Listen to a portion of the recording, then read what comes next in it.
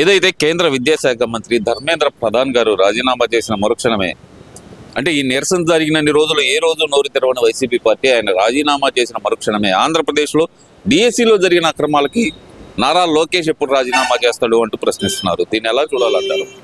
డిఎస్సీల అక్రమాలు జరిగినట్టు ఎటువంటి ఆధారాలు లేవండి ప్రజెంట్ నాకు తెలిసినంతవరకు లేవు. సరే, ఇది పక్కన పెడదాం కాసేపు. డిఎస్సి గురించి సెంట్రల్ గవర్నమెంట్ అక్కడ జరిగిందని పక్కన పెట్టి, ఈయన హయాంలో ఒక ఎగ్జామ్ పెట్టాడు. ఏంటంటే సచివాలయం ఉద్యోగులు రిక్రూట్మెంట్ చేశారు.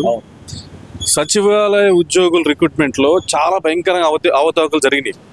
యాక్చువల్లీ అది జరిగినా కూడా ఎందుకు మరి ఆ రోజు ప్రతిపక్షంలో ఉన్న తెలుగుదేశం పార్టీ వాళ్ళు ఎందుకు కాముకున్నారో తెలియదు. కానీ నేను చూసిన వాటిలో ఏంటంటే అది చాలా పెద్ద అక్రమం. ఎలా అంటే పర్టికులర్ కమ్యూనిటీ, పర్టికులర్ రిలీజియానిటీ వాళ్ళ మాత్రమే రిక్రూట్ ఎందుకు అవుతారండి? ఇప్పుడు ఎగ్జామ్ రాశారు, ఎగ్జామ్ రాసే వాళ్ళు ఎవరు పాస్ అయితే వాళ్ళు లోపలికి వెళ్తారు. నేను వాళ్ళని తప్పట్లా, సచివాలయ ఉద్యోగులు నేను మంచోళ్ళు చెడ్డోళ్ళు నేను అంటలా. ఆయన ఏంటంటే ఆయన కావాల్సిన వ్యక్తుల వరకే ఈ పేపర్ లీక్ చేసుకుని వాళ్ళ వరకు రిక్రూట్మెంట్ జరిగిందని నేను అంటున్నా. ఎందుకంటే నేను వాళ్ళని అబ్జర్వ్ చేశా. మొన్న కొంతమంది సచివాలయంకి వెళ్ళినప్పుడు కూడా చాలా మంది అబ్జర్వ్ చేస్తే 80-90% వాళ్ళ మనుషులే ఉన్నారు. మొత్తం వైసీపీ మనుషులే కనపడ్డారు నాకు. ఆయన మీరు మాట్లాడకూడదు కులం మతాల గురించి. ఆయన పర్టికులర్ కులము పర్టికులర్ మతం వాళ్ళు మాత్రమే రిక్రూట్ అయ్యేలా ప్లాన్ చేసుకున్నారు అని నా అభిప్రాయం. అది ఇది నా అభిప్రాయం కదా అని చెప్పేసి నేను వెళ్ళి ధర్నాలు ఇవన్నీ మేము అలాంటి చేయడం అనేది అవన్నీ జరిగే పనులు కాదు, అసలు కరెక్ట్ కూడా కాదు. ఇప్పుడు ఆయన మాట్లాడకూడదు అలాంటి విషయాలు. అలా ఎందుకు చేశాడంటే అది కూడా లాజిక్ ఉంది. ఆయన అనుకున్నాడు ఎలక్షన్ టైంకి వీళ్ళనే వాడతారు, ఈ సిబ్బందినే వాడతారు, మనం ఈజీ గెలవచ్చు అనుకున్నారు. కరెక్ట్ టైంకి ఎలక్షన్ కమిషన్ ఏముంది, ఏ వేళలో వాడటానికి వీల్లేదు అంది. తప్పితే కంగుతున్నాడు ఆయన. దాంతో ఏమైందంటే వీళ్ళని వాళ్ళ. సో దానివల్ల ఏంటంటే ఓటింగ్ తేడా పడింది, అది ఓడిపోయాడు, అది వేరే విషయం. ఇక డిఎస్సి గురించి వచ్చేసి ఈయన చేస్తున్నాడు కదా, కాక్రోచ్ అన్నాడు కదా, చెప్పమనండి ఇంకొకసారి ఈయన కాక్రోచ్ వాళ్ళతో చేతులు కలిపానని చెప్పానండి, 5 నిమిషాల్లో ఈయన లోపలికి వెళ్తాడు. బీజేపీ చూస్తా ఊరుకోదు. కాక్రోచుల్లో సగం మంది ఆ పైన జంతర్ మంతర్ దగ్గర చేసిన వాళ్ళు సగం మంది రకరకాల మనుషులు, టెర్రరిస్టులు, పాకిస్తాన్ సంబంధించిన వాళ్ళు, దేశ వ్యతిరేక శక్తులు అందులో ఉన్నాయి. అది వాళ్ళు స్క్రూటినీ చేస్తున్నారు. ఎవరెవరు వచ్చారు, దేశ వ్యతిరేక శక్తులు ఎవరున్నారు చూస్తున్నారు. నువ్వు అదే పేరు పెట్టి ఇక్కడ మాట్లాడామనుకోండి, ఈయన గారు మాట్లాడారనుకోండి, ఏం జరిగిద్దంటే అసలు ముందు ఈయన సంగతి ఎంత ఈ కేసులు బయట తెద్దామని ఈయన ముందు 5 నిమిషాలు లోపల ఉంటాడు. ఆయన తెలియక పాపం ఏది మాట్లాడుతున్నాడు ఏదో అర్థం కావట్లా. ఇప్పుడు ఇన్నాళ్ళు సేఫ్గా ఉన్నాడు, ఎందుకంటే ఎన్ని కేసులు ఏమన్నా ఏం జరగట్లా, ఎందుకు వచ్చిన గొడవలే అని కేంద్రంలో పార్టీ కావచ్చు, ఇక్కడ పార్టీ కావచ్చు అభివృద్ధి మీద దృష్టి పెట్టారు కాబట్టి ఆయన జోలికి రావాలి ఇప్పుడు దాకా. ఇప్పుడు మాట్లాడమనండి, ఇదేం ఆయన కాక్రోచ్ అని చెప్పమనండి, ఈయన మొత్తం డేటా బయట తీస్తారు. ఇప్పుడు ఆయన పాత కేసులు కూడా బయటకు వస్తాయి. మరి 5 నిమిషాలు లోపలికి వెళ్ళే అవకాశం కూడా ఉంటుంది.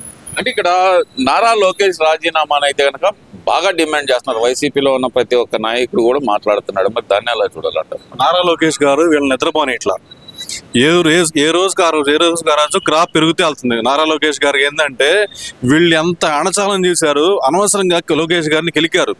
ఏదో ఆయన మానాన్ని ఏదో ఎమ్మెల్యే గాని మంత్రిగా పనిచేసి వెళ్ళిపోవాలనుకున్నారు. వీళ్ళు ఏం చేశారంటే ఆయన రకరకాలుగా మాట్లాడి, పప్పుని మాట్లాడి బాడీ షేమింగ్ చేసి చాలా రకాలు చేశారు. దాంతో ఆయన కసి పెరిగిపోయి ఇప్పుడు నిప్పు కొలిమిలో కనుక ఎలా అయితే ఇనుముని ఎలా ఇది చేశారో అలా చేశారు.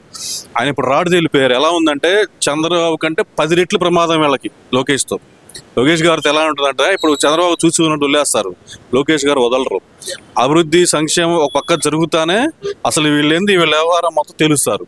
అది భయం వీళ్ళకి. ఈ రోజుకి గ్రాఫ్ పెరగటం వల్ల వీళ్ళకి భయం పట్టుకుంది. అంటే ఇక్కడ ప్రధానంగా వాళ్ళు చెప్తుంది ఏంటంటే డిఎస్సిలో అక్రమాలు అన్నీ జరిగినాయి, పేపర్ లీక్ అయింది అంటున్నారు కదా. మరి నిజంగానే డిఎస్సి అనేది కంప్యూటర్ బేస్డ్ టెస్టా లేదంటే పేపర్ బేస్డ్ టెస్టా లీక్ అవడానికి? అది వాళ్ళకి తెలియదు కదండి, చదువుకున్న వాళ్ళకే తెలిసిద్ది. అక్కడ దానికి ఇప్పుడు వీళ్ళ చదువుకున్న వాళ్ళు ఉంటే అసలు డిఎస్సి అంటే చెప్పమన్న వాళ్ళని, డిఎస్సి అంటే ఏంది దీని అబ్జర్వేషన్ కూడా తెలియదు వీళ్ళకి. పక్కన చదువుకున్న వాళ్ళు ఎవరు లేరు పక్కన, అందుకే వాళ్ళకి తెలియదు. ఇలా తెలియక మాట్లాడతారు ఇవన్నీ. ఇక్కడ ప్రధానంగా చూస్తే కనుక ఆంధ్రప్రదేశ్ లో కూడా కాక్రోచ్లు బయలుదేరుతాయి అంటున్నారు కదా. మరి అదేనండి. ఇప్పుడు కనుక అదే మాట అంటే కాక్రోచ్ అనే పదం వాడితే జగన్మోహన్ రెడ్డి గారు, బీజేపీ ఏమంటది అంటే సింపుల్ గా ఇప్పుడు దాకా ఏమో లేదు చూసుకోకుండా ఊరుకున్న వాళ్ళు ఓహో ఈయన కూడా ఇంకెవరితో లింక్స్ ఉన్నాయి, దేశ వ్యతిరేక శక్తులతో లింక్ ఉన్నాయి అనుకుంటారు, మొత్తం బయట తీస్తారు. ఆయన మెలకుండా ఉంటే మంచిది ఈ టైంలో. అది ఎందుకంటారు ఇప్పుడు ఆంధ్రప్రదేశ్ లో కూడా ఉద్యమాలు చేయడానికి మేము సిద్ధమవుతున్నాం, దీని మీద అవసరం అయితే కనుక ధర్నాలు చేస్తామంటున్నారు కదా నారా లోకేష్ రాజీనామా చేసేదాకా మరి. చేయమనండి. ఇప్పుడు ఆయన ప్రూఫ్ లేకుండా అట్లా ఎట్లా మాట్లాడతారు? సరే ప్రూఫ్లు పెట్టారు అనుకుందాం, ఏదో చేశారు అనుకుందాం. 10 మంది రావట్లా చదువుకునే వాళ్ళతో పాటు. అక్కడ జంతర్ మంతర్లో కూడా సగం మంది చదువుకునే వాళ్ళు లేరు అక్కడ. ఆల్రెడీ వాళ్ళ వీడియోలు దగ్గర పెట్టుకుని కేంద్ర నిఘా వర్గాలు మొత్తం చూస్తున్నాయి. ఇప్పుడు ఈయన కూడా తెచ్చారనుకోండి, ఇక్కడ కూడా తీస్తారు బయటికి. నిఘా వర్గాలు వచ్చి ఏం చేస్తాయంటే ఈయన తెచ్చిన వాళ్ళు ఎవరు, సంఘ విద్రోహస్తులు ఎవరు ఉన్నారో మొత్తం లెక్క బయటకు తీస్తారు. చేస్తే జరిగేది అదే. ఇక్కడ మరి ప్రధానంగా ఎందుకంటారు ఈ రోజు మళ్ళీ డిఎస్సి గురించి ఎందుకు మాట్లాడుతున్నారు అనుకోవచ్చు అంటారు మరి వీళ్ళు? ఏదో అక్కడ అయింది కదా, ఇక్కడ ఏదో జరిగిద్ది, లోకేష్ రాజీనామా చేయొచ్చు అనుకున్నారు. జరిగే పని కాదండి. లోకేష్ వాళ్ళకి వీళ్ళు వెళ్ళలేరు.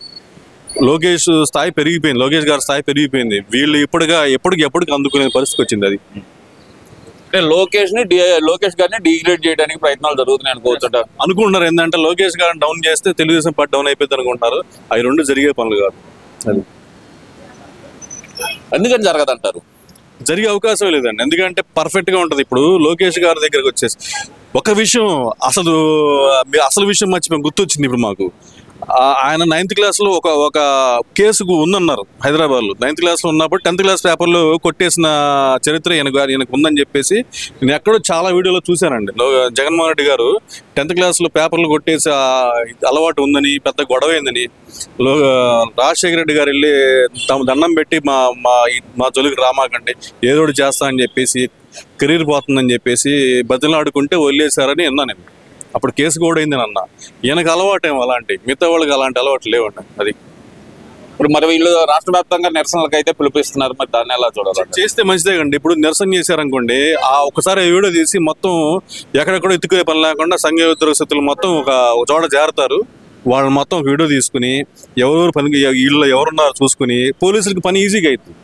అది పట్టుకోవడం ఈజీగా ఉంటుంది. ఎవరు రేపు ఈ పనులు చేస్తున్నారు అనేది సంఘ ఉద్యోగస్తులను ఏరుకోవడం చాలా ఈజీ అవుతుంది వస్తే. అంటే రాష్ట్రంలో ఏదన్నా అల్లజడులు ప్లాన్ చేస్తున్నారు అనుకోవచ్చు అంటారా? వచ్చే పెట్టుబడులను వెనక్కి పంపించే విధంగా. అలా వీళ్ళ వల్ల కాదులేండి. పెట్టుబడులు ఆల్రెడీ వస్తున్నాయి. దానికి అసలు ఆల్రెడీ పైనీరు వాళ్ళు మొన్న చేసిన సర్వేలో ఈయన ఓటింగ్ సగానికి పడిపోయినాయి. అంటే న్యూట్రల్ ఓట్లు, ఆయనకి వేసిన న్యూట్రల్ ఓట్లు కూడా కొన్ని ఉన్నాయి. ఆయన 39 ఓటింగ్లో 21కో 22కో పడిపోయింది ఆయన ఓటింగ్ ప్రెజెంట్. ఈ విషయం ఇంటెలిజెన్స్ నిఘా వర్గాల ద్వారా చంద్రబాబు నాయుడు గారికి, గవర్నమెంట్కి తెలిసింది. వాళ్ళు తెలియగల వాళ్ళు, పెట్టుబడి పెట్టేవాళ్ళు కూడా చూసుకుంటారు. ప్రతిపక్ష పార్టీ ఎలా ఉంది, వాళ్ళు బలంగా ఉన్నారో చూసుకుంటారు.